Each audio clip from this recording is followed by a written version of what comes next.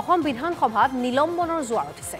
কোনোজন যদি 1 ঘণ্টাৰ বাবে কোনোজন সমগ্ৰ দিনটোৰ বাবে হল নিলম্বন একেদিনাই অধ্যক্ষই নিলম্বন কৰিলে 12 জনকৈ বিধায়কক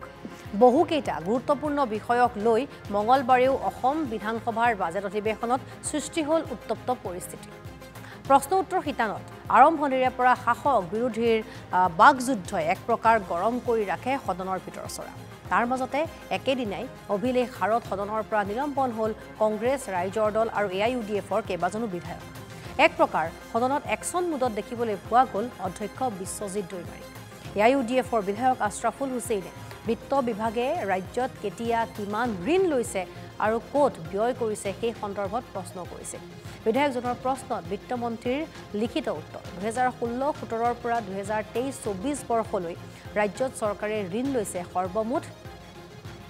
1,27,839 কোটি টকা ইয়াৰ বিপৰীতে 2016 পৰা 17 বৰ্ষলৈ 2023 পৰা 24 বৰ্ষলৈ ৰাজ্য চৰকাৰে ঋণ পৰিশোধ কৰিছে 35,935 কোটি টকা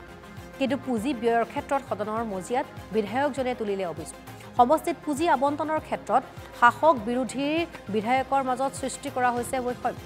ইয়াকে লৈ অধ্যক্ষৰ সৈতে তৰ্ক যুদ্ধত লিপ্ত হয় AIUDFৰ বিধায়কজন কিছু মন্তব্য আছে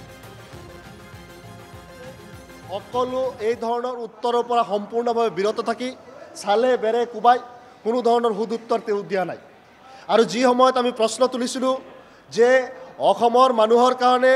অসমৰ সকলো মানুহৰ কাৰণে যি ঋণ লোৱা হৈ আছে সেই ঋণসমূহ কেৱল পাৰ্টিকুলাৰ কিছুমান বিশেষ সমষ্টি আৰু বিশেষ জেগাত কিয় ব্যৱহাৰ কৰা হয় আৰু এই প্ৰশ্ন কৰাত এই বিষয়টো আমি সুদুত্তৰ মন্ত্ৰী মহোদয়ৰ পৰা বিচৰাত আমাৰ সুদুত্তৰ তেওঁলোকে দিবলৈ অপাৰক হয় তেখেতৰ এই বক্তব্য গৰিহণাযোগ্য বিধানসভাত গৰিহণাৰ প্ৰস্তাৱ নহওক তেখেতে ক্ষমা খুজক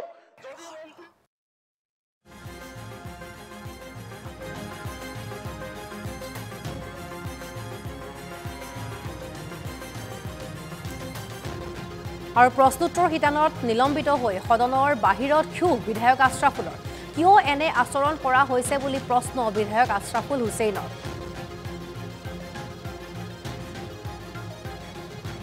অসমৰ মন্ত্ৰী অশোক সিংগাল তেখেতৰ বিৰুদ্ধে ব্ৰিজ অফ প্ৰিভিলেজ আনিছিলোঁ কিন্তু স্পিকাৰ মহোদয়ে এলাউ নকৰিলে সিদিনা অসমৰ বাহিৰৰ পৰা আহি তেখেতে আজি অসমৰ মন্ত্ৰীৰ গাদীত বহি আমাৰ এই ভাতৃত্ব আৰু ঐক্য সংহতি বিনষ্ট কৰিব বিচাৰিছে সংবিধানৰ শপত খাই তেখেতে মন্ত্ৰিত্বৰ চকীত বহিছে মন্ত্ৰিত্বৰ চকীত থকাৰ যোগ্যতা তেখেতে হেৰাইছে ন্যূনতম লাজ থাকিলেও তেখেতে ৰিজাইন কৰিলেহেঁতেন আজি আমাৰ এই ব্ৰিজ অফ প্ৰিভিলেজ অনাৰ পিছত তেখেতৰ এই বক্তব্য